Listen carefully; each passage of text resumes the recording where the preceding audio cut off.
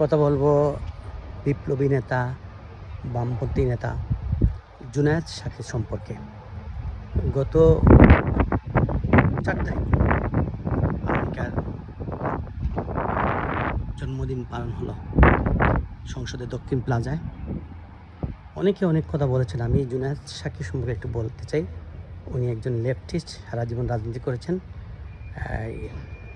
ফ্যাসিস্টের বিরুদ্ধে রাজনীতি করেছেন, সাম্রাজ্যবাদের বিরুদ্ধে। কিন্তু ওই দিন ডক্টর শফিক সাহেব বললেন আমেরিকা আমাদের বন্ধু।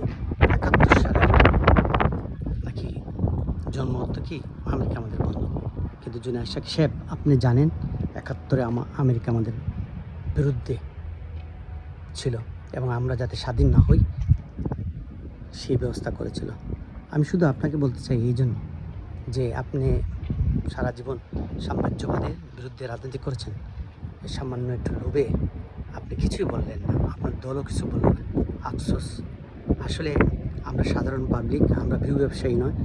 আমরা জানি যে 30 লক্ষ মানুষের রক্তের বিনিময়ে আর 2 লক্ষ মা বোনের বিনিময়ে, ইজ্জতের বিনিময়ে এদের স্বাধীন হয়েছে। কিছু একটা না বললে আমাদের পূর্বসূরি, যাদের জন্য আজকে আমরা এই দেশে আছি, রাজনীতি করতে পারতেছি, ব্যবসা করতে পারতেছি, অনেক কিছু করতে, তাদের প্রতি অন্যায় হয়ে যাবে। এই জন্য দু একটি কথা বললাম জুনায়েদ সাকির সাহেব। পরবর্তীতে শফিক সাহেব সম্পর্কেও বলবো ইনশাল্লাহ। সবাইকে ধন্যবাদ।